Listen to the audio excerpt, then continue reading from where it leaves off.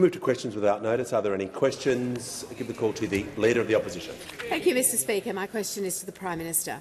I refer to the report into CFMEU corruption, where the Chief Investigator found that taxpayer funds were compromised, and I quote, "Bribes were being paid here, there and everywhere."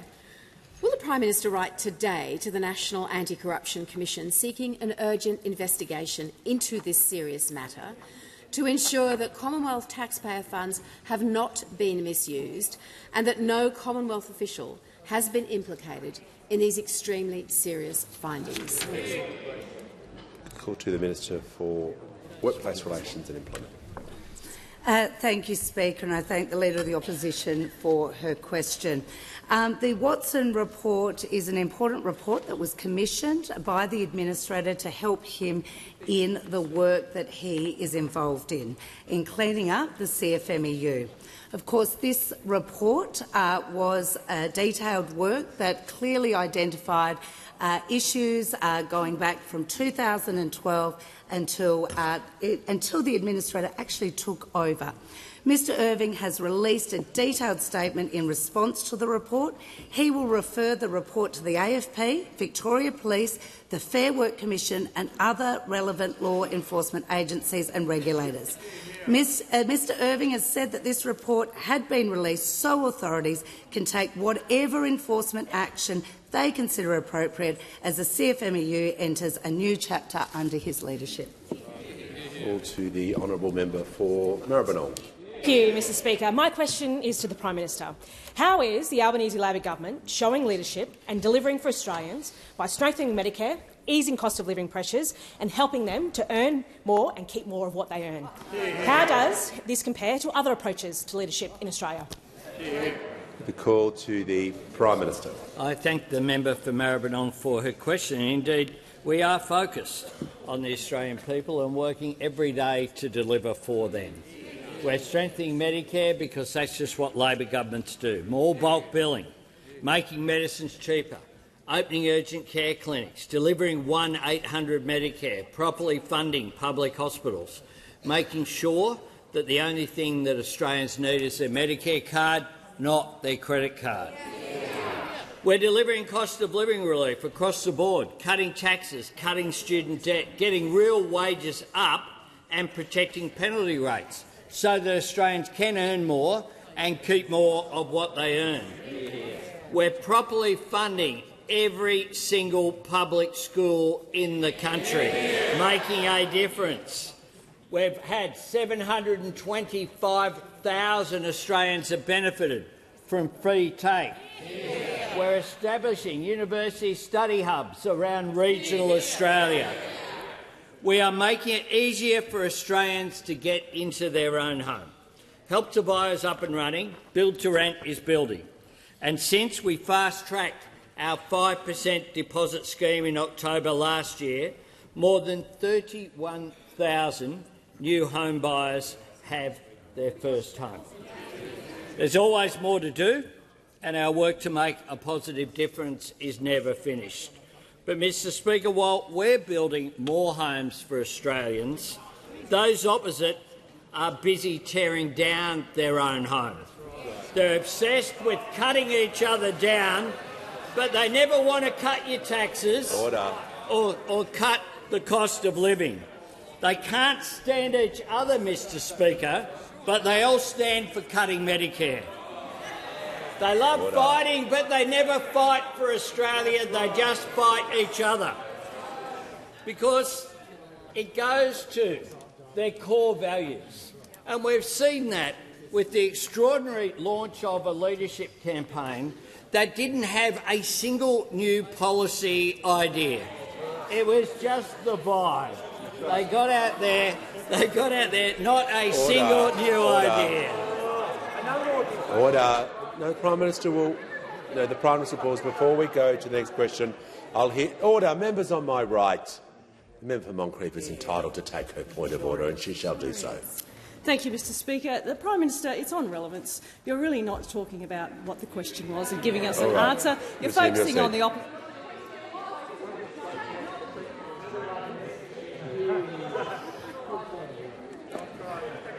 Order. The member for Gippsland,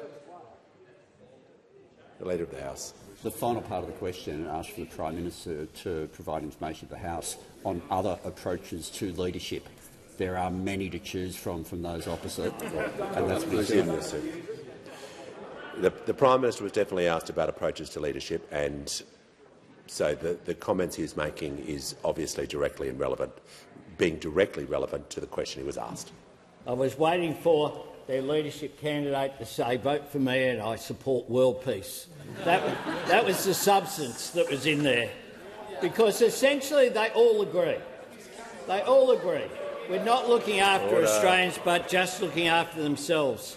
And it doesn't matter who sits in that chair. The problem isn't the leader. The problem is that whoever sits there will just be another Liberal.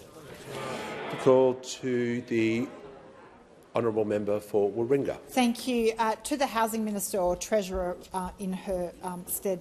Warringah contains some of the most expensive land in the country, contributing to a shortage of crisis accommodation and social and affordable housing.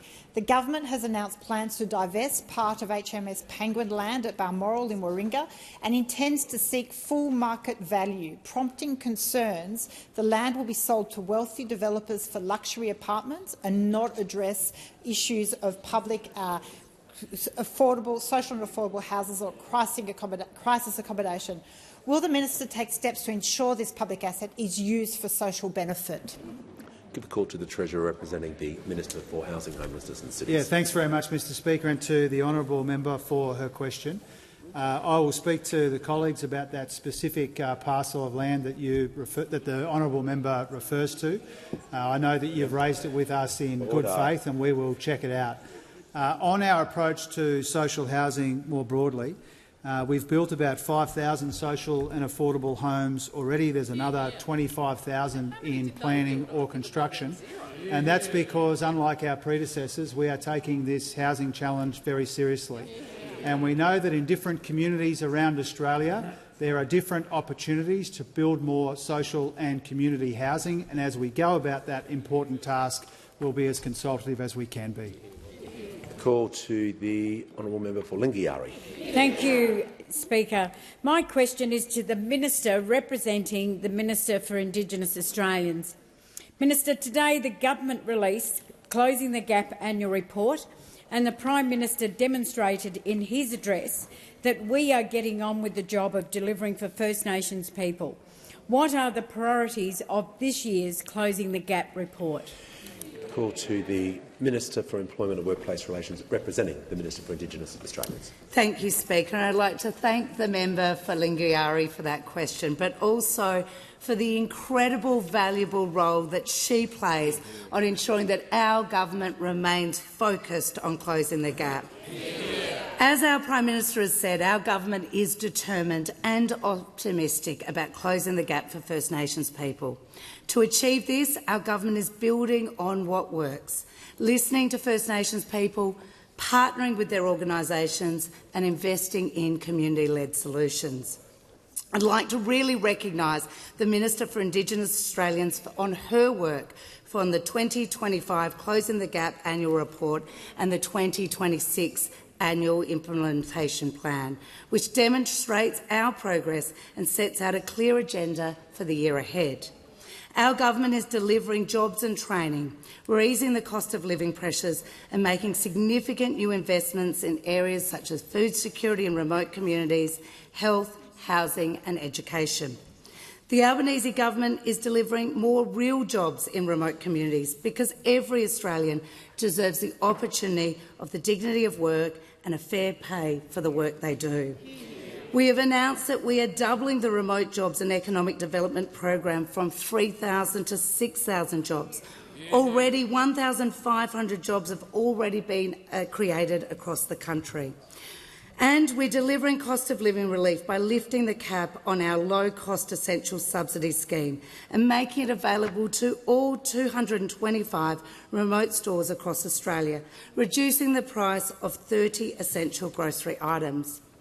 And through National Cabinet, governments have agreed on record Commonwealth investment for First Nations health and secured further health investment for states and territories. And while building on what works, we're investing in Aboriginal community-controlled health services infrastructure. We're supporting birthing on country so more babies are born at full term, and we're training more First Nations health workers. The Albanese Labor government is also taking action where we know we need to see more progress. This week, in partnership with First Nations people and all Australian governments, we have launched the first standalone national Aboriginal and Torres Strait Islander plan to end family, domestic and sexual violence, backed by immediate investment. Now, this has been long advocated, and I'd like to recognise the work of the Minister for Social Services and Auntie Muriel Bamblett, along with the Always Steering Committee, for making this happen. Closing the gap requires partnership with First Nations people and action right across government. As the Prime Minister has said, working together we will succeed in closing the gap and delivering better outcomes for First Nations Australians. Before I call the member for Goldstein, I'll just do some acknowledgements in the gallery today. I'm pleased to welcome Councillor Helen O'Neill from Bega Valley Shire as a guest of the Emergency Management from her electorate of Eden Monaro, and Mr Rocco O'Keefe OAM and Mrs Joan O'Keefe OAM, both awarded Order of Australia medals this year in this year's honours list as guests of the member of Moncrieff. Give a call to the honourable member for Goldstein. Thank you, Speaker. My question is to the Prime Minister, and I refer to his minister's refusal to answer questions yesterday and today about Geoffrey Watson's report into the CFMU Labor cartel of corruption. Given the Prime Minister has refused to write to the National Anti-Corruption Commission, can the Prime Minister explain what steps he has taken to satisfy himself that not a single hard-earned taxpayers' dollar from the Commonwealth has been misused? Give a call to the Prime Minister. Thanks, Mr Speaker. I want to address the part of the question that goes to the NAC. The NAC is independent. That is how it has been established. They can look at whatever they want to look at. They can refer and do whatever inquiries they want, and they should be allowed to do so without political interference. No, the Prime Minister has concluded his answer. Order. Order. The member for Goldstein has asked his question. The question's been answered. We'll now hear from the honourable member for Solomon. Thanks, Speaker. My question is to the Minister for Health. How is the Albanese Labor government's record investment in Medicare making it easier for Territorians to see a doctor for free? Why is it so important after a decade of cuts and neglect? Call to the Minister for Health and Ageing and the Minister for Disability and the National Disability Insurance Scheme. Thank you, Speaker. And thanks to the member for Solomon. He and the member for Lingiari are amazing advocates for better health care for that incredible part of the country they represent. And their advocacy, I can tell you, has driven our record support for a stronger Medicare in the top end. The member for Solomon, I can tell you, Mr Speaker, was a relentless supporter of Charles Darwin University's bid for the first medical school ever in the Territory. I know he's delighted they're taking on students this month, Mr Speaker. And both members also pushed our government finally to address the historical underfunding of Territory hospitals that had seen the Territory receive less funding proportionally than any other jurisdiction for many, many years, and we fixed that as well, Mr Speaker. This year, we've increased Commonwealth funding to Territory hospitals by 30%, the biggest increase any jurisdiction has ever received in hospital funding. Indeed, Territory hospitals, as a result of the National Cabinet Agreement, Territory hospitals will receive $1 billion more than they would have received through an extension of the old Morrison agreement, Mr Speaker. And we've opened 8 Medicare urgent care clinics as well, Mr Speaker. 6 in remote communities, 1 in Alice, 1 in Palmerston, and a 9th urgent care clinic will soon open in Darwin because of a promise made by the member for Solomon at the last election, Mr Speaker. Now, Mr Speaker, the member also asked me about bulk billing rates in the Territory, and I'm pleased to report that the number of general practices in Solomon that are now bulk billing all of their patients all of the time has tripled since November, Mr Speaker.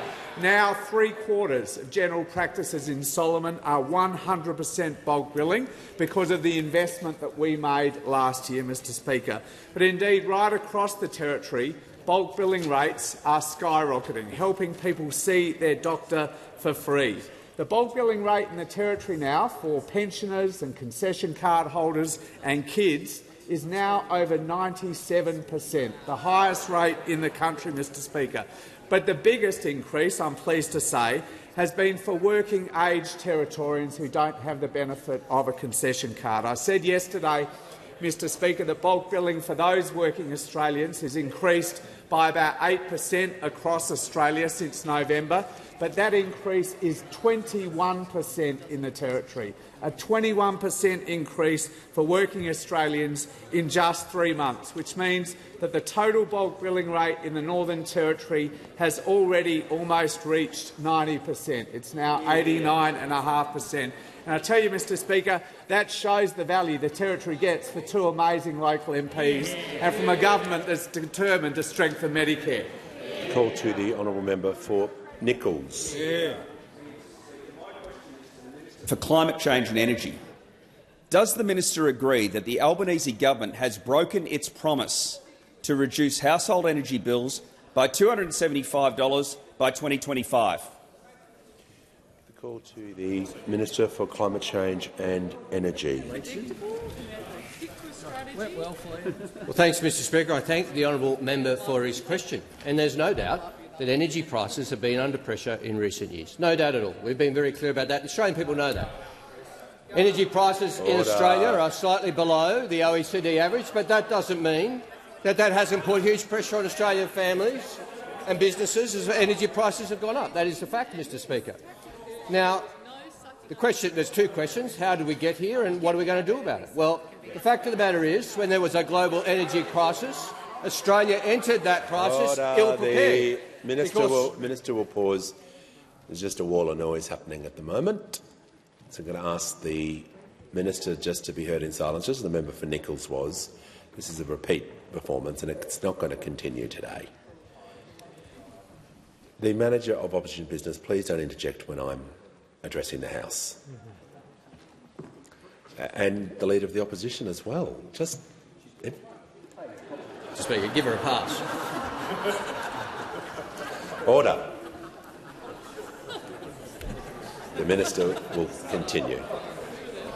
In defence of the Leader of the Opposition, Mr Speaker, she was complimenting me on my tie, so I'm prepared to take the interjection. But, Mr Speaker, we entered the global energy crisis ill-prepared because under the previous government 4 gigawatts of dispatchable power had left the grid and 1 gigawatt had come on. I hear moans from those opposite. Order. The Leader of the Nationals. And as you know, Mr Speaker, I'm always trying to find a bipartisan note at the dispatch box. So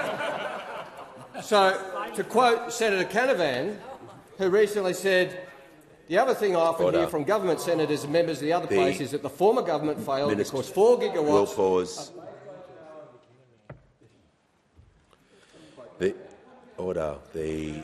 The member for Gippsland on a point of order. Well, thank you, Speaker. And the point of order is on relevance. The question was very tight. The minister is being as loose as a goose. If he can't answer the question, he should just sit down. Order.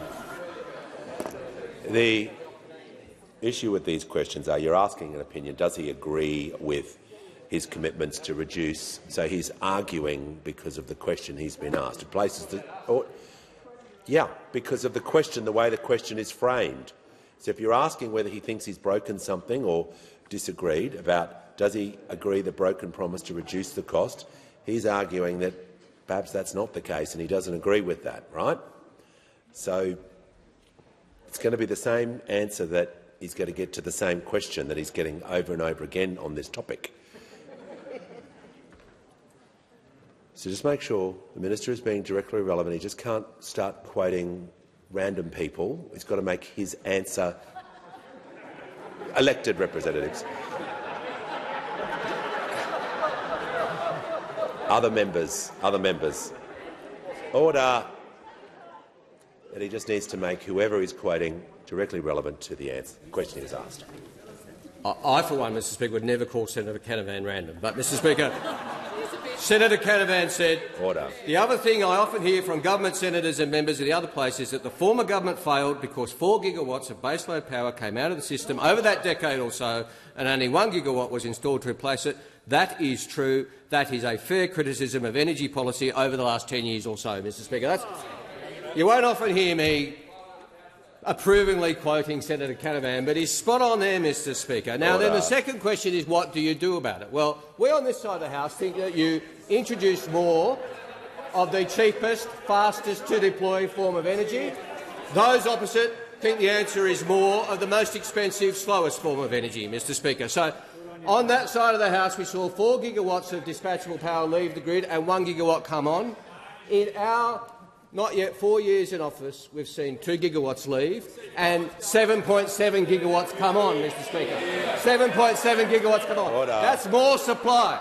More supply means lower prices, Mr Speaker. Less supply means upward pressure on prices. That's what the Liberal and Nationals left Australia with, particularly their former Energy Minister, the member for Hume, Mr Speaker, who in 2018 promised, and I quote, that he would slash $183 to just over $400 per annum from household bills, Mr Speaker, and in a speech on the 30th of August 2018. By the time he left office, were bills down $400 a year? No, Mr Speaker. They were up $45 on Ausgrid, $116 at Endeavour and $135 for Essential. The member for Hume. Order.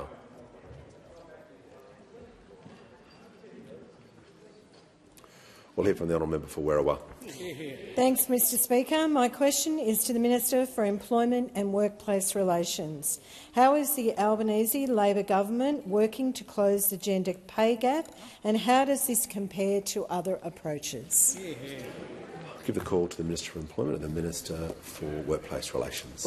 Well, thank you, Speaker. I'd like to thank the member for Werriwa for her question and her strong advocacy for working women in this country.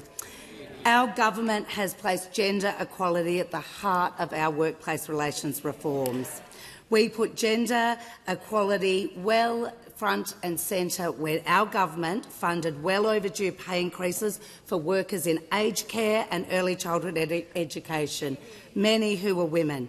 Early educators like Leanne from Canberra, who said, "We're finally being recognised for the professionals we are." Our government also took action to reinvigorate enterprise bargaining, which is delivering higher wages for women.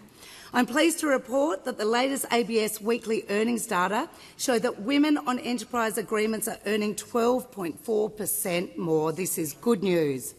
Now, the Albanese Labor government has consistently advocated to the Fair Work Commission for a pay increase for minimum wage and award-reliant workers, many of whom are women.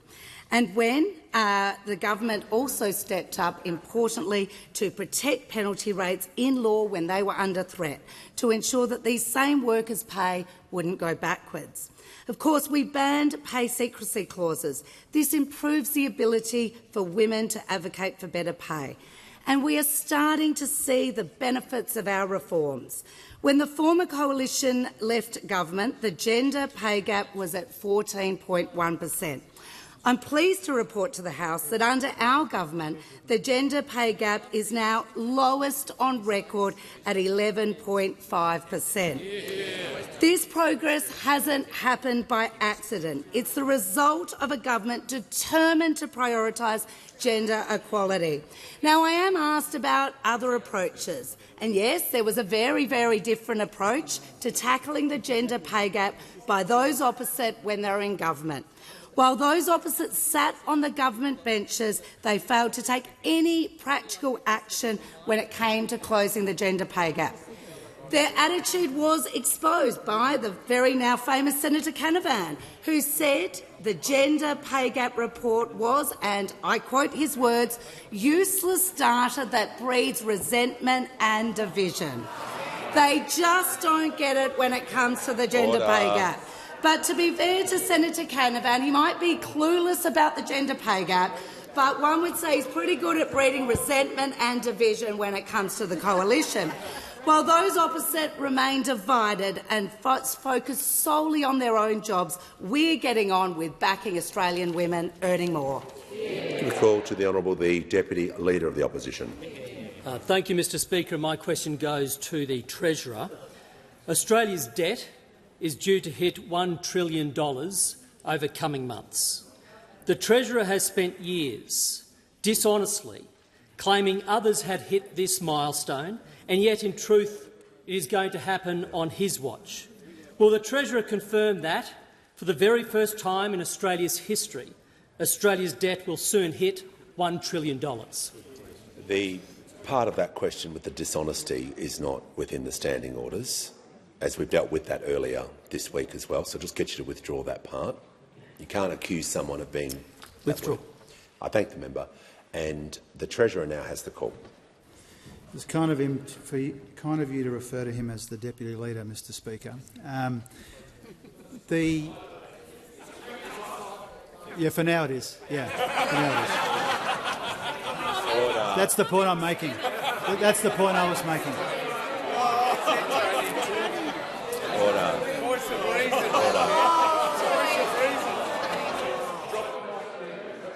Order. I'm going to get the House to order, and I'll hear from the Deputy Leader of the I'll hear from the Deputy Leader of the Nationals. Speaker, thank you. It's not a point of order, but I'm reminding you of your comments at the start of the week, or yesterday, where you said short people are always treated with the highest standards of respect in this chamber, and I would ask the Treasurer to reflect on that. The member for Barker, just going to have you help the House by not interjecting. And I want to hear the Leader of the House. Under standing orders, Mr Speaker, somebody can't raise a point of order and then open with "it's not a point of order" and then continue to go on. Yeah. Look, the order. Just members on my members on my left. Members on my left are going to just cease interjecting. Look, the question was. Members on my right, can everyone just please show some respect into this chamber? It is absolutely ridiculous. Just everyone realise where they are. The question was reflecting on the Treasurer. We dealt with that. Should never have been in the question in the first place. The Treasurer is just going to continue with his answer and refer to all members by their correct title. Thank you, Mr Speaker. The opposition has a lot of nerve asking this government about debt. This government has worked very hard for 3.5 years to get the Liberal debt down by $176 billion. Debt in the last year is $176 billion lower than we inherited from those opposite, and that will save the people of Australia $60 billion in interest costs, Mr Speaker. They've got a lot of nerve. When we came to office, they had debt as a share of GDP at nearly 45%. We've got it down to 37%. And when it comes to the $1 trillion of debt that they left us, Mr Speaker— Order. The Deputy Leader of the Opposition, we've dealt with disorderly, and I don't want to have to remove you, but I will if that sort of language continues. Under the last budget, the pre-election outlook of those opposite in 2022, they had debt crossing the $1 trillion threshold 2 years ago. And because of our efforts, because of our surpluses, our spending restraint, banking the upward revisions to revenue, we've been able to delay that by a couple of years, Mr Speaker, and get peak gross debt to GDP down from 45 to 37. We've got $176 billion less debt than those opposite had, and that's saving the Australian people in interest, Mr Speaker. And so the idea that we would take lectures on debt from those opposite is preposterous, after the mess that they've left us and the efforts that we have put in to cleaning up that mess, Mr Speaker. Now, I think the question from the member for Fairfax partly explains why.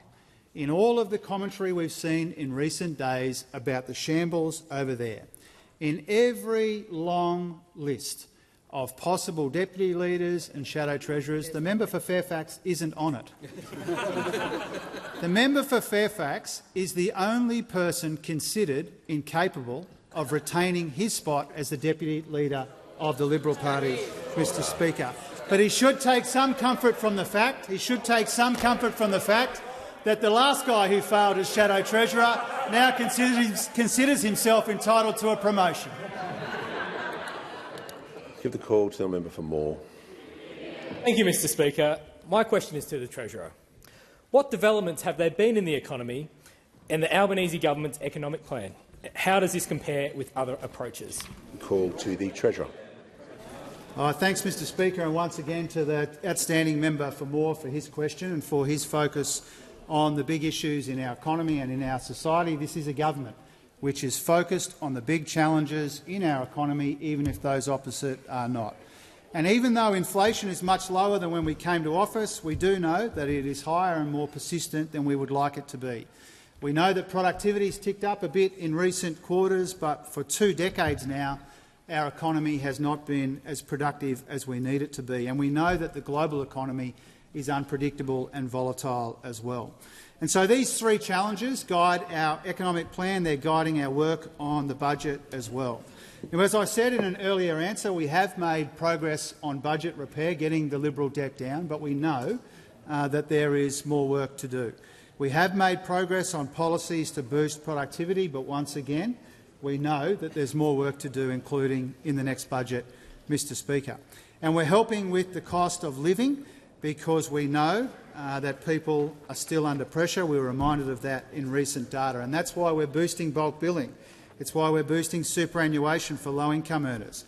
And it's also why we are rolling out 2 more tax cuts for 14 million Australian taxpayers. From 1 July, every one of those taxpayers gets another tax cut, and they will get another one the year after as well. Now, Mr. Speaker, those are the tax cuts that the member for Hume opposed, and he said that he would repeal if he got a chance. It was part of the member for Hume's election platform for higher income taxes, bigger deficits and more debt. And that's especially relevant today because it was the member for Hume himself who told David Spears only in March, and I'm quoting, "The best indicator of future performance is past performance." That's what the member for Hume said. That should send a shiver up the spine of every Liberal and every Australian, Mr. Speaker. That sense of entitlement that defines the member for Hume is only matched by the cloud of incompetence which surrounds him, Mr. Speaker. And that's why I'm not sure that Senator Patterson— Order. The member for Bowman will cease interjecting. That's why I'm not sure that Senator Patterson was being especially helpful to the Liberal cause when he described the member for Hume, and I'm quoting, as the smartest policy brain in shadow cabinet. The smartest policy brain in shadow cabinet, Mr. Speaker. You can read that 1 or 2 ways. I don't know what's more worrying, that it's false or that it might be true, Mr. Speaker, as the Energy Minister says. Mr. Speaker, we are focused on the big issues in our economy, the big challenges in our economy. We're focused on the numbers in the budget. Those opposite are focused on the numbers in the Liberal Party room. And it reminds us once again, they can rearrange the clowns all they like over there, Mr. Speaker. It will still be the same 3-ring circus. Call to the honourable member for Riverina. Thank you, Mr. Speaker. My question is to the Minister for Climate Change and Energy. Why hasn't anybody at all in the Albanese government taken responsibility and apologised for failing to deliver the $275 energy bill reduction promised to Australian families? Call to the Minister for Climate Change and Energy. Thank you, Mr. Speaker. I'm very grateful to my honourable friend for the question, and I'm particularly grateful for the interest shown by the National Party in my portfolio, Mr. Speaker. To paraphrase my favourite tailor, it's actually sweet all the time you spend on me. It's actually romantic, Mr. Speaker. Order. I won't be thinking— Order. Yeah. They're on to me. Mr Speaker, I won't be thinking about the National Party on Saturday, even if they're thinking about me on Valentine's Day, because their obsession is just a little bit over the top, Mr Speaker. But I wish them all the best. Oh, here he is. What's the matter, sport? Order. Order. Members on my right. The members on my right. The member for Wannon is entitled to a point of order. The member for Barker is now warned and won't be here if he interjects one more time. Okay. The member for Wannon will take his point of order. Speaker, it goes to relevance. It was a very specific and direct question, and I would like you to ask the minister to come back to it, especially the $275 part. Yes, I agree with the member for Wannon.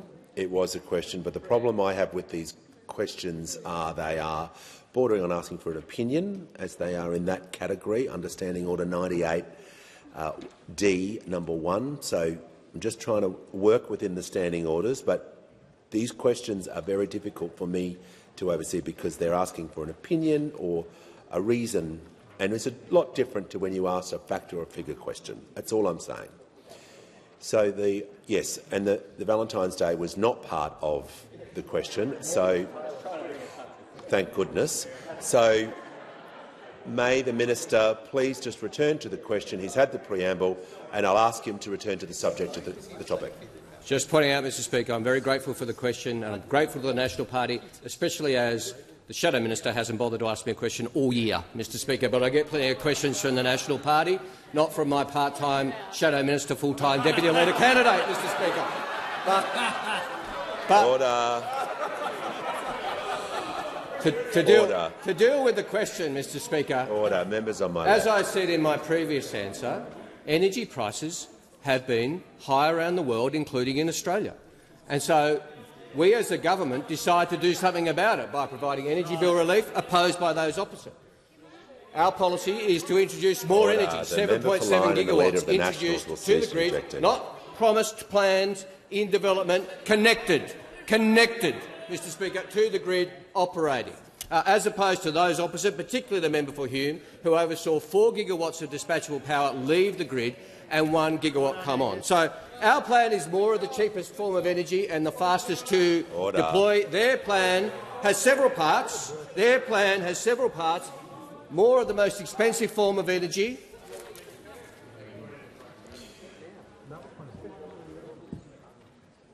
We've had one point of order on relevance. The member for Gippsland, I'd like him to state the point of order. Speaker, the minister is defying your ruling to be relevant to the question. Once again, I explained to the House the difficulty with these broad questions. They're not narrow. They are not narrow questions. They're asking for a broad question that the minister is giving a broad answer to, but it would assist the House if the minister could not refer to government necessarily opposition policy, because he wasn't asked about opposition policy. Thank you, Mr Speaker. Simply pointing out that recognising energy prices are too high, there is an obligation on governments and oppositions to do something about it. But we have very different plans. Our plan is more energy, and we are getting more energy on. 7.7 gigawatts connected, 4 gigawatts off, only 1 gigawatt on under them. Their other plan, the other part of their plan, is to sweat coal-fired power for longer. That is their plan. They're open about it. That is unreliable. That is a threat to reliability of the system. Today, Mr Speaker, today, as we speak, we have 2.9 gigawatts of coal-fired power broken down. 4 units, or 1 unit at Eraring, 1 unit at Vales Point, 2 units at Yallourn and 3 units at Gladstone, all not working. And for some of those haven't been working for weeks, Mr Speaker. That is a threat to reliability. We want to replace that energy and get more new energy on. They want that to last for longer. That means higher bills. That means more pressure on Australian families. That means more pressure on Australian industry and more pressure on rural and regional Australians. We have a better plan. Give the call to the honourable member for Aston. Thank you, Speaker. My question is to the Minister representing the Minister for Defence. How is the Albanese government delivering for defence, and what are the alternative approaches? Give the call to the Minister for Defence Industry, the Minister for Pacific Island Affairs and the Minister representing the Minister for Defence. I thank the member for their question. Order. The highest duty of any government is to defend the Australian people and safeguard our national interest.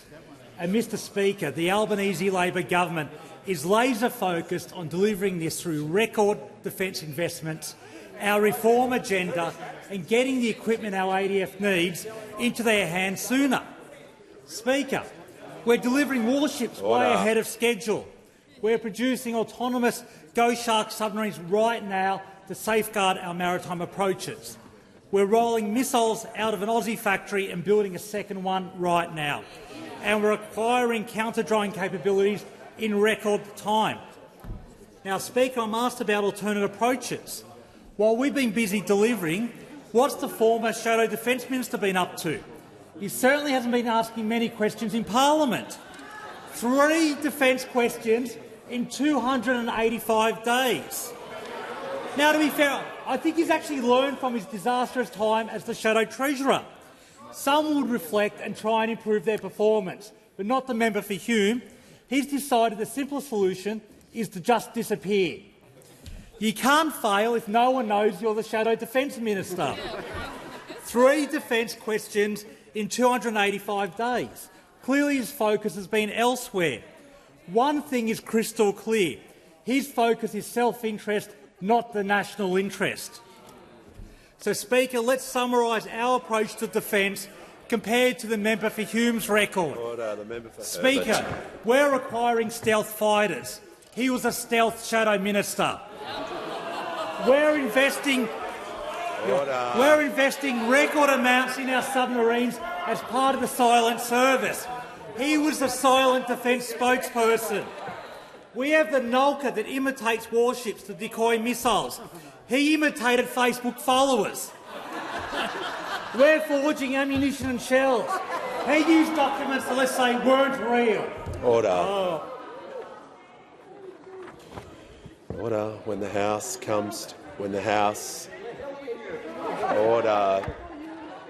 Order. Members on my right, the Minister for Infrastructure, the Minister for Climate Change. The Minister will just pause. I want to hear from the manager. You probably don't, but on relevance, the Minister's not being relevant to the question and he's indulging in fake news, and I'd ask you to pull him to order and sit him down if he can't answer a serious question. No. Calm down, mate. Order. The manager doesn't need to add when he's raising points of order. Just going to remind the minister he was asked about other approaches. I've given him some leeway. Just make sure his answer is being directly relevant to what he was asked about. Perhaps update the House on policy. Thanks, Speaker, and I'll keep talking about our approach to defence compared to the alternative one. Speaker, we're investing in better camouflage for the Army. Order. He camouflaged power prices. We're increasing long-range strike for the Navy. He's launched a close-range strike on the opposition leader. Order. We're getting new ships, new missiles and new drones. He got a new haircut. We're focused on defence. He's blowing up the Liberal Party. Speaker, we're focused on the defence of the nation. They're just embroiled in their divisions and putting their self-interest ahead of the national interest. Order. The member for Gippsland and Cowper are now on warnings alongside the member for Barker. Give a call to the member for Monash. Thank you, Mr Speaker. My question is to the Prime Minister. Mother of 3, Pushpan Jali, told the Herald Sun that Labor's interest rate rises have, quote, already affected us 3 times. My kids used to do swimming, karate and soccer, but now they only go to swimming because the 3 activities were out of our budget. It's like we are just living our lives to pay the mortgage and nothing else. Meanwhile, the Clean Energy Regulator is looking to spend $411,500 to upgrade fancy meeting rooms. Prime Minister, when Australians are being asked to tighten their belts, why can't this Labor government? Give a call to the Prime Minister. I thank the member for Monash for her question. And indeed, I hope that the member has the integrity to say to the member who she asks about that, to be fair to the member, she was not here when her opponent, so she mightn't be aware because it's pretty unbelievable, that this Treasurer on budget night handed down a position to have top-up tax cuts, a tax cut this July and another tax cut next July, after this Treasurer came into the House and moved legislation to readjust the tax cuts to make sure that low and middle income earners got a fair crack, and it was taken from the top to give them a crack. Order. That's what this Treasurer did. Now, it is unbelievable that at the time the shadow Treasurer that night of the budget went and did interviews and said that they were opposed to the tax cuts, and then did AM the next morning and said that they would actually legislate, if they were elected, to increase the taxes of low and middle income earners in particular, but all 14 million Australians.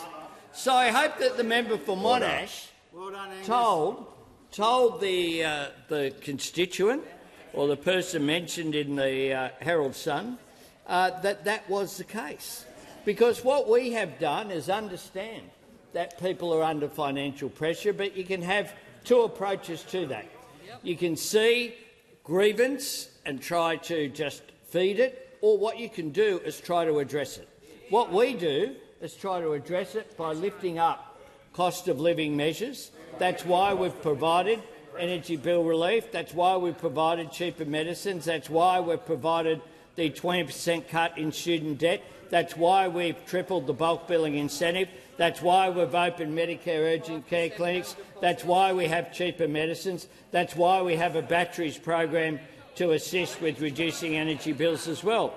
All of those measures are what we have done. Durack. The other thing we have done is to provide each and every single year that we have been in office for an increase in the minimum wage, something that those opposite, the coalition, whoever has sat in the Liberal Party leadership chair, has never ever put in a submission to the Fair Work Commission saying that wages should be increased for people on the minimum wage. That's the big difference. We want people to earn more and keep more of what they earn, and we want cost of living relief, all of it opposed by those opposite, regardless of who sits at the front. The member for Herbert has had a very good go today, and this week he'll leave the chamber under 94A. Order.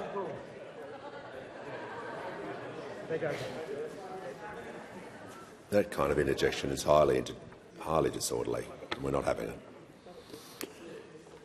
We'll hear from the honourable member for Chisholm with her question. Thank you so much, Speaker. My question is to the Minister representing the Minister for Women. How is the Albanese Labor government supporting women in the workplace and strengthening their rights at work? Are there other approaches that could jeopardise this progress? The call to the Minister for Infrastructure, Transport, Regional Development and Local Government representing the Minister for Women. Thank you very much, Mr Speaker. And can I thank the member for Chisholm, and can I just say what an absolute pleasure it is to look at our backbench and our front bench and see so many women representing their constituencies here in this place.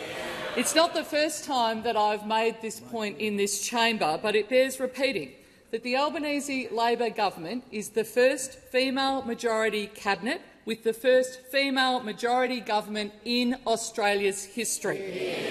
The gender equity within the Labor Party is a result of decades of purposeful work. I know we're still a day away from Friday the 13th, so I'll try not to spook those opposite. They're doing a pretty good job of having done that themselves this week. But I do want to mention affirmative action. Mr Speaker, in 1994, the Australian Labor Party first introduced affirmative action for women. Now, over 30 years later, you can see the results of that decision before you. A party and a government that is full to the brim with bright, talented women contributing to our parliament and standing up for their communities. And do you know why it is important to have women in the room making decisions, women in leadership positions?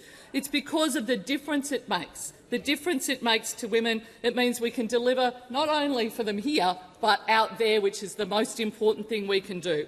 Under this government, we have made significant progress with the gender pay gap. Record low of 11.5%. In 2022, we were ranked 23rd. Now, 43rd, we're now ranked 13th. We've expanded paid parental leave, and we're paying it on super on it. 1st of January, we delivered 3-day universal childcare. We've delivered pay increases in women-dominated industry like aged care and early education. We've delivered a tax cut for every taxpayer, 90% of women better off, and will deliver further tax cuts this year. But I wonder who was the Shadow Treasurer, in fact, who decided that those opposite would vote against tax cuts, particularly tax cuts for women. It was obviously the member for Hume. But that's not all. He, of course, is also one of the architects of the opposition's return to work policy and has also, in fact, been one of the chief opponents to affirmative action in the Liberal Party. I give you the smartest policy brain in the Liberal Party. And in the last 9 months, what we've seen is persistent undermining of the Liberal Party's first ever female leader from day one. Now, that's not my words. That's not my words. Order. That is the words of your Shadow Attorney-General. And I couldn't agree more. Order. Persistent undermining from Members day on my one. left will cease While the Liberals interjecting. engage in the embarrassing spectacle that we see before us, Labor is getting on with the work, and we are working every day for the women of this country.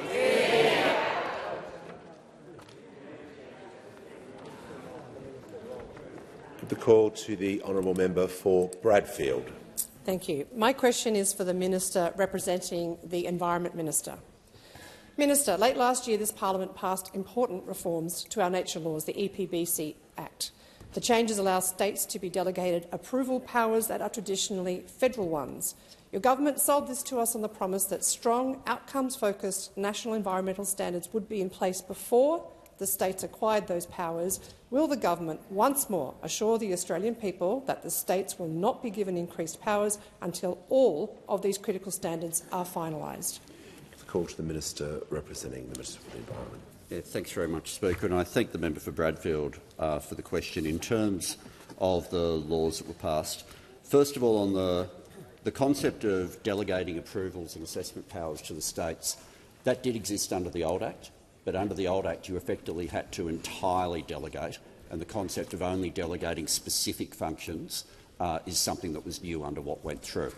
In terms of the progress of both standards and any concept of delegation to the states, if I can go through the pace as to how each of those works. Getting the new environmental standards is our #1 priority.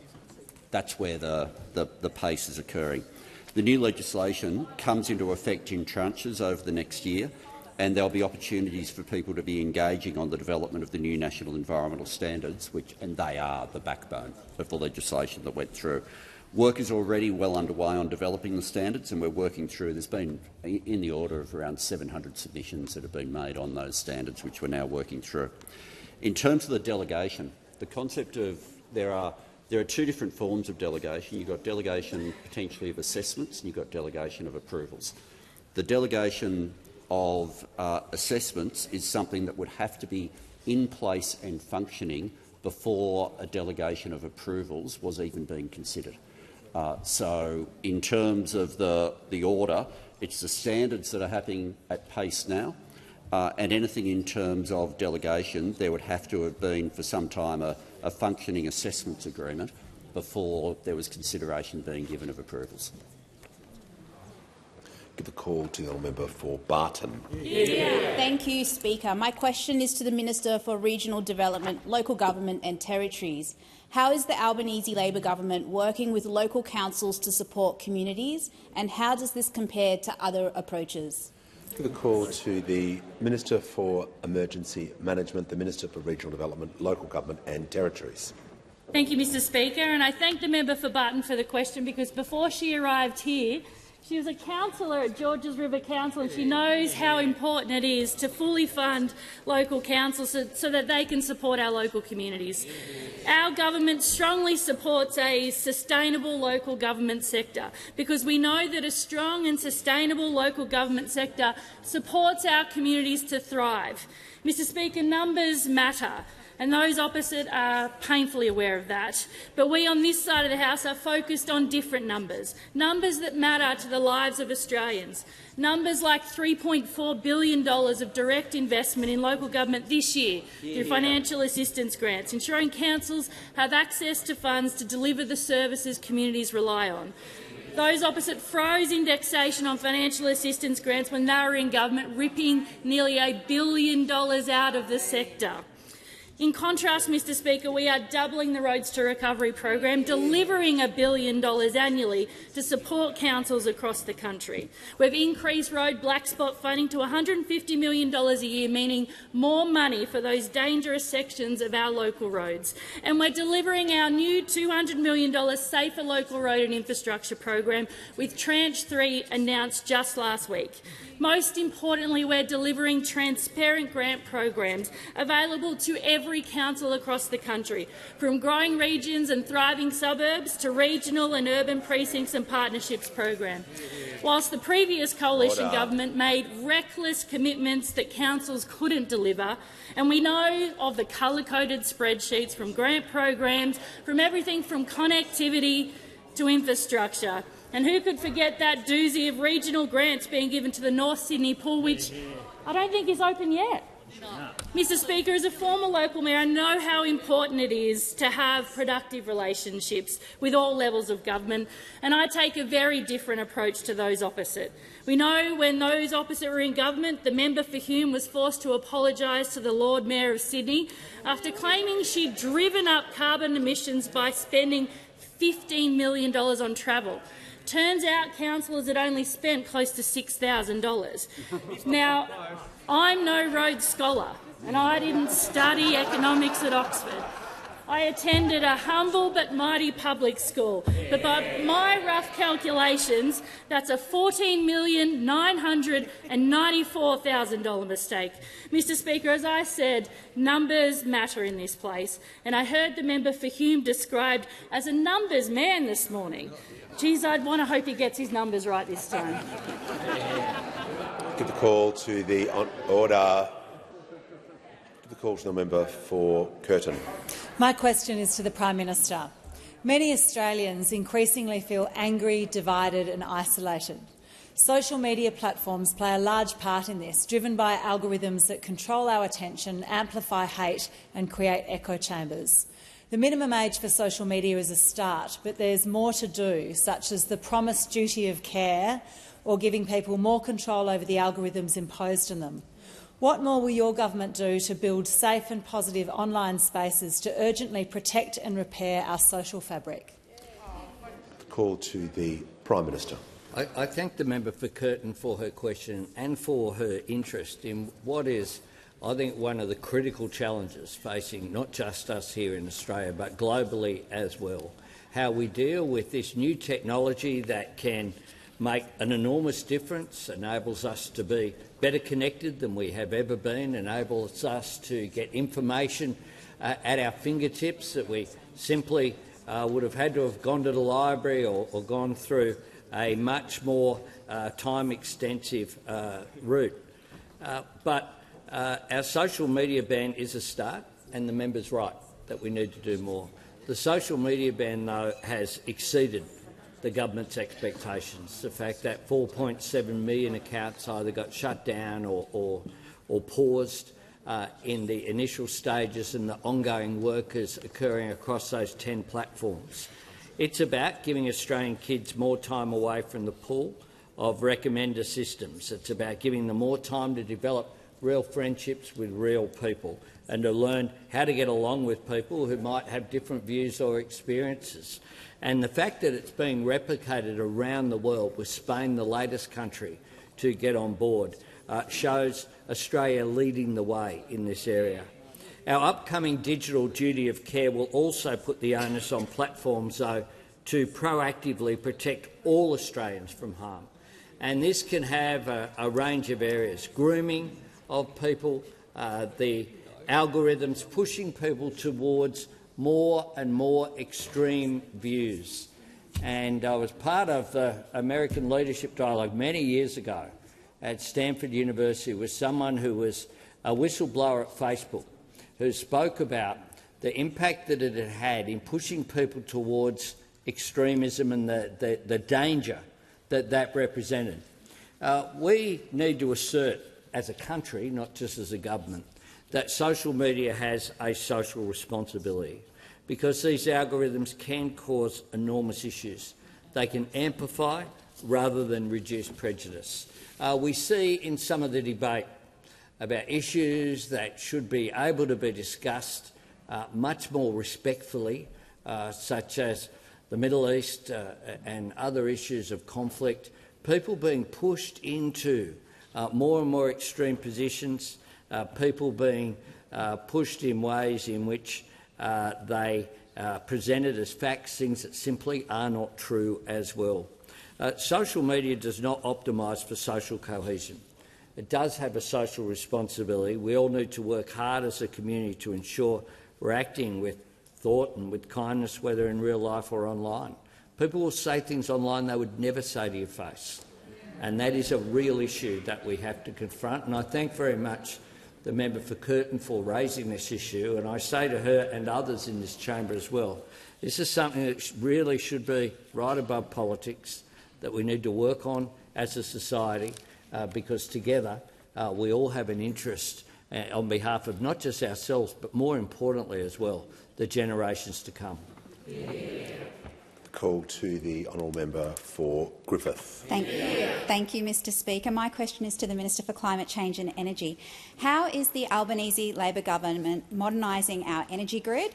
Why is this important after a decade of mismanagement, and what are the risks? The call to the Minister for Climate Change and Energy. Well, thank you, Mr Speaker. And the honourable member for Griffith will be particularly pleased to know, given we launched the cheaper home batteries policy in her electorate, her now electorate, wasn't her electorate at the time, it now is, in April, that as of today 230,890 Australian households have installed a cheaper home battery, reducing their bills by up to 90% and in many cases getting a rebate instead of a bill. Now, those figures are not included in the 7.7 gigawatts of dispatchable energy that we have added to the grid. To go to the honourable member's question about progress, and we've seen a sign of that progress in the last quarter of last year, when we hit 51% renewables for the first time. It was also a quarter of record electricity use, more electricity use than ever in Australian history, but the grid coped very well. We saw emissions hit an all-time low as use hit an all-time high, and we also saw wholesale prices fall by 44% to $50 a megawatt, Mr Speaker. Now, the honourable member asked me why this is important after a decade of neglect and what the risks are. Well, I have to say, Mr Speaker, the 50% figure, which we've just hit, was not unpredicted. In fact, in 2018, the Labor Party indicated we would like to get to 50% renewables. And at the time, the then Energy Minister was asked, what will that mean for wholesale prices if we got to 50% renewables? And on the day he was asked, when he was the Minister, wholesale prices were $92 a megawatt. And the member for Hume was asked, what will happen to wholesale prices if we got to 50% of renewable energy, and he said, oh, it will certainly have a huge impact on the wholesale market. It will probably double the wholesale market. In fact, prices have halved since then, Mr Speaker. Double, half, I mean, who cares? It's all the same, Mr Speaker. It's all the same. Now, Order. This is good news for the member for Farrer, Mr Speaker, because numbers aren't the strong point of the member for Hume. When he's not getting them wrong, he's hiding them by changing the law. or making them up like he did when it comes to the Lord Mayor's travel bill for the City of Sydney, and then blaming his staff for it, Mr Speaker. The only thing that the member for Hume has more trouble with than numbers is working out what Facebook account he's logged into at any particular time, Mr Speaker. It's very confusing sometimes. It's very hard work. The trouble is, there's very little cost to be paid for that sort of mistake, but Australians are paying the price of the member for Hume's mismanagement. Those 4 gigawatts that left the grid and only 1 gigawatt come on, we're still paying the price. Australian industry is paying the price. Australian households are paying the price. Australian households know that we need to get on with the job of the energy transition after a decade of denial and delay. That's what they asked us to do in May. That's what we'll keep doing while those opposite are focused on themselves. The call to the member for Durack. Thank you, Mr Speaker. My question is to the Prime Minister. Single mum Kylie has told the West Australian of the impact of Labor's cost of living crisis, and I quote, "I had no money and was left behind in my rent and couldn't even provide a birthday cake for my kids. The cost of even a small shop at supermarkets is ridiculous." End of quote. Meanwhile, the Department of Foreign Affairs spent $17,295 on a luxury party boat in Sydney Harbour. Prime Minister, when Australians are tightening their belts, why can't this Labor government? The call to the Prime Minister. I thank the member for Durack for her question. Indeed, when it comes to Kylie's circumstances, we on this side empathise with everyone in Australia who are doing it tough. Many people are doing it tough The member in for Australia, Lindsay and will that's cease why interjecting. we seek to do something about it. Now, I have no idea, I'm not aware of the circumstances around Department of Foreign Affairs and Trade, but Foreign Affairs, we host people. We hosted someone over the last couple of days, and I assure you the cost was a lot more than that for the President of Israel to visit here. That is what governments do through the Department of Foreign Affairs and Trade.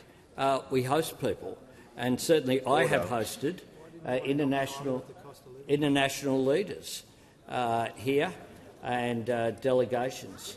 When it comes to Kylie's circumstances, though, if Kylie is in work, Kylie would have got a tax cut that, given those circumstances that Kylie speaks about, chances are she wouldn't have got anything under their government, of which the member for Durack was a part. She doesn't have the same excuse as the member for Monash. She was here when she implemented tax cuts at the high end and voted against a tax cut for Kylie. She voted against Kylie getting energy bill relief. She voted against Kylie getting support with cheaper medicines if she has it. If Kylie has kids at school, she's opposed to, in regards as waste, the fair funding that we have for every public school in Australia for the first time. If Kylie in Western Australia visits an urgent care clinic, and I was in Ellenbrook on the weekend, and in Ellenbrook with the member for Hasluck, we went to the new urgent care clinic there that's already seen. Thousands of people will go through that clinic in a growing area of Western Australia. We on this side of the chamber don't just empathise, we do something about it. Those on that side of the chamber oppose every cost of living measure that we have put forward, regard it all as waste, whether it's the record women's health program that we've established, the support for Medicare, the support for education, but school funding, free TAFE or university hubs. They oppose real wages and minimum wages being increased, and they oppose tax cuts for every Australian. Give the call to the member for Spence. Mr Speaker, my question is to the Minister for Education. What is the Albanese Labor government doing to cut student debt and make university more accessible for students in the outer suburbs and regions? Why is it important to be united in delivering these changes, and what are the risks of alternative approaches? Call to the Minister for Education. Well, thanks very much, Mr Speaker, and can I thank my friend, the sensational member for Spence, for his question. As he knows, we've cut student debt by 20%, and when we announced that we would cut student debt by 20% for 3 million Australians, the Liberal Party immediately opposed it. And the then Shadow Treasurer put out a statement where, remember, he said this: "There are no free lunches in economics." And then proceeded to announce a policy of free lunches, but for bosses. That was, I promise I'm not making it up, that was the big vision. Escargot for CEOs. No wonder the Australian people chewed them up and spat them out, but obviously they've learnt nothing, because Julius Caesar had more support from his senators than what we've seen going on over there today. Now, Mr Speaker, I'm asked about how we're going to help more young Australians get a crack at going to university. I can tell you, as I said on Monday, more Aussies will go to university this year than ever before. But I can also tell you there are more university study hubs today than ever before. We promised to double them, and we've done it, and then some. There's now 69 of them operating across the country. And to give you an idea of how important they are, think about this. And I should say one of them is in Elizabeth, in the member for Spencer's electorate. In Elizabeth Bay in Sydney, 70% of young adults in their 20s or 30s have a uni degree today. In Elizabeth, in South Australia, in the member for Spencer's electorate, it's 7%, not 70, 7%. These hubs are about changing that by bringing uni closer to where people live. And I know that my mate, the member for Spence, gets that. That's why he fought so hard for it. That's why he got so emotional at the opening of it. I'm sure he won't mind me telling people he shed a tear or two on the day.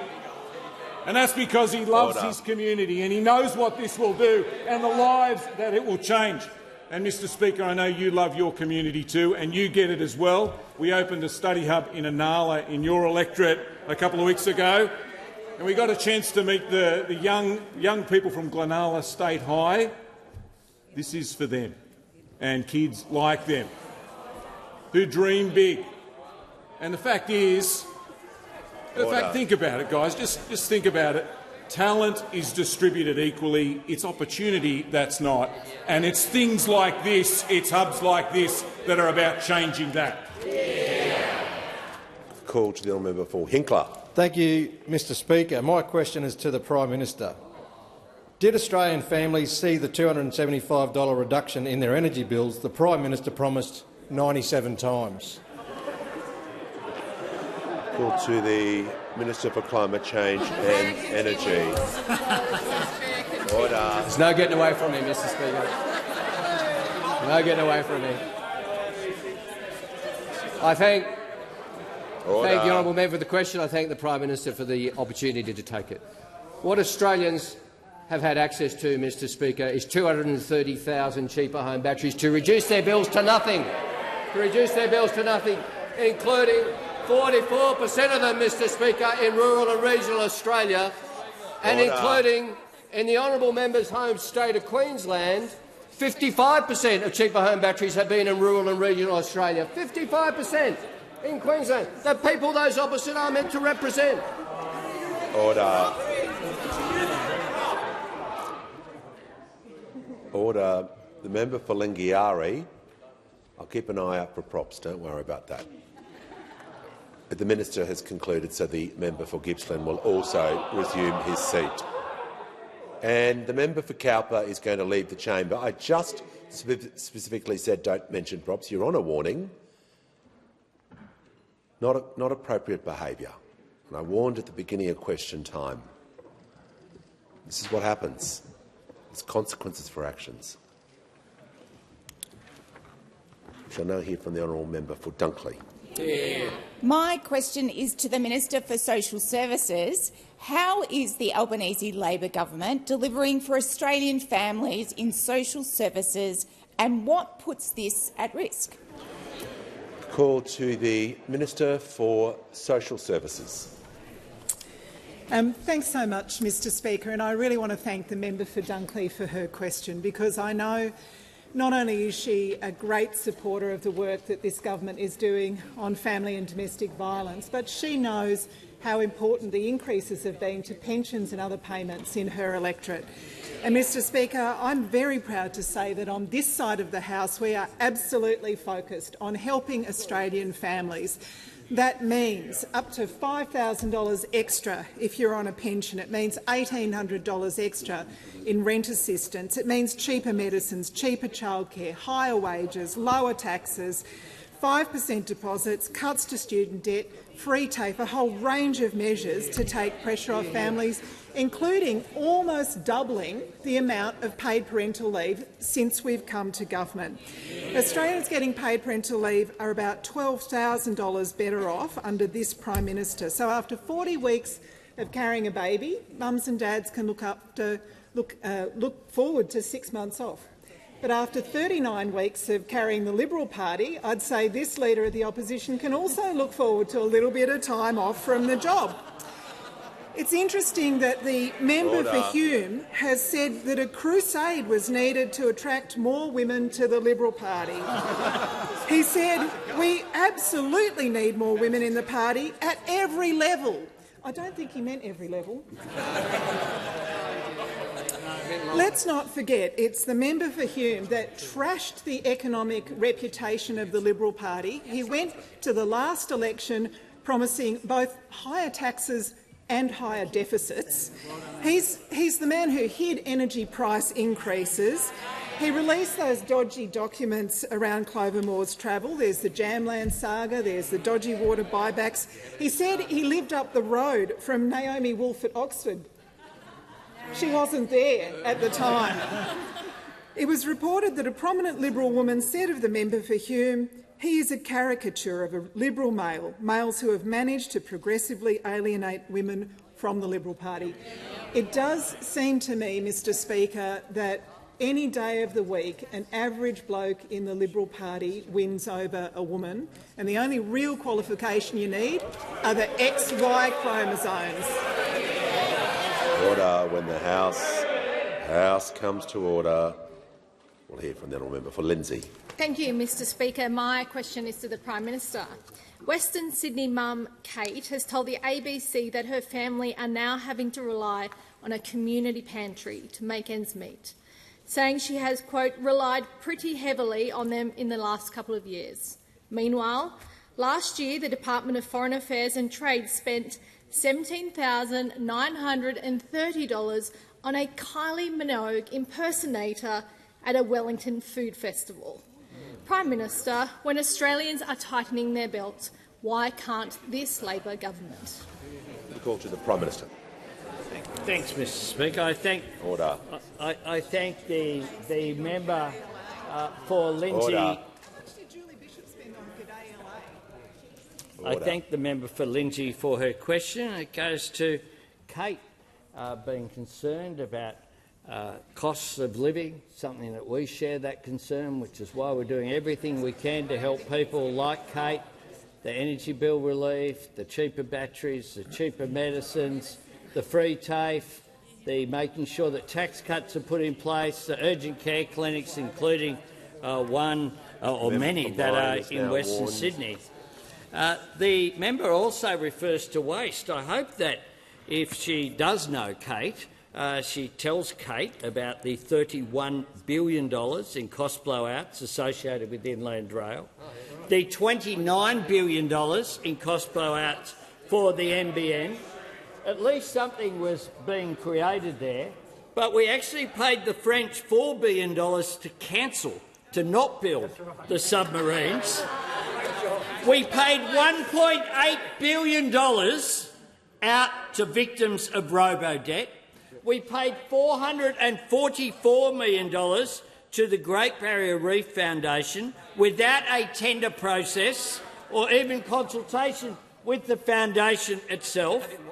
We spent $660 million on commuter car parks, including where there was no railway station. $423 million on an offshore processing contract awarded to a firm registered to a shack on Kangaroo Island. Now, I'm very affectionate about Kangaroo Island these days, Mr Speaker, Order. but $423 million for a shack registered a company there. $100 million on sports rights funding based on the colour-coded spreadsheet. $70 million on a COVID-safe app that found only two unique positive COVID cases. $30 million for Western Sydney Airport land. Remember that? 10 times its value. 10 times its value. And of course, during COVID, the $20 billion of JobKeeper paid to companies who were increasing their profits, not having it decrease. When we talk about waste, the Liberal Party are the experts. The call to the honourable member for Whitlam. Thank you, Speaker. My question is for the Prime Minister.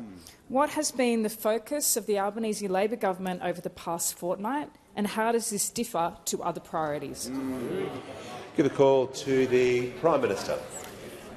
I thank the member for Whitlam for her question and for the fantastic contribution she is making to represent the people of the south part of the Illawarra and the Southern Highlands. As a Labor government, when we come to Canberra here, our focus is on delivering for the communities that we represent and delivering for the national interest in line with Australian values, turning the promises that we took to the Australian people that saw us elected in May 2022 and then re-elected with a bigger majority in May 2025 into the progress that people want to see. We know that there's always more to do, more we can achieve together, and Australians can be sure that that will always be our focus. I lead a government that is orderly, that is cohesive, that has proper cabinet processes, that work as a unit together, that make decisions after getting proper information and make sure that it gets implemented. And that is what our focus is every time we come here to Canberra. But those opposite have shown that their focus is on each other and on themselves. We have a declaration, or not quite a declaration. I watched last night, it was pretty extraordinary. Went out there, a resignation, and then no declaration of why he was resigning, and certainly no policy alternatives being put forward. And that, of course, was on, in terms of timing, on the day that President Herzog was visiting this parliament.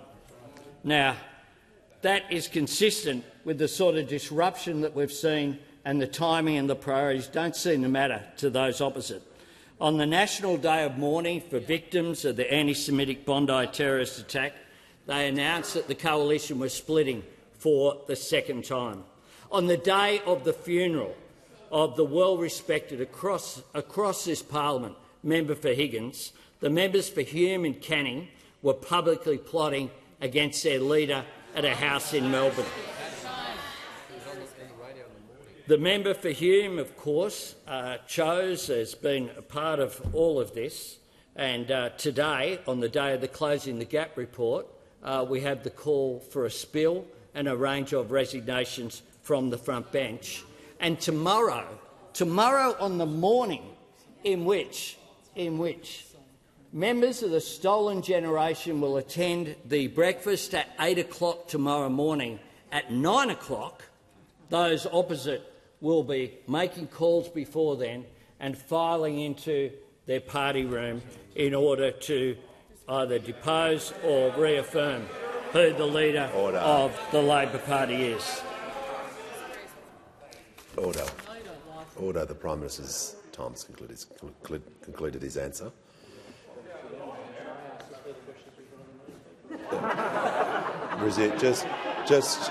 Just resume. The Prime Minister. He's not going to be Leader of the House, let alone Leader of Government, Mr Speaker. And I ask that further questions be placed on the notice paper.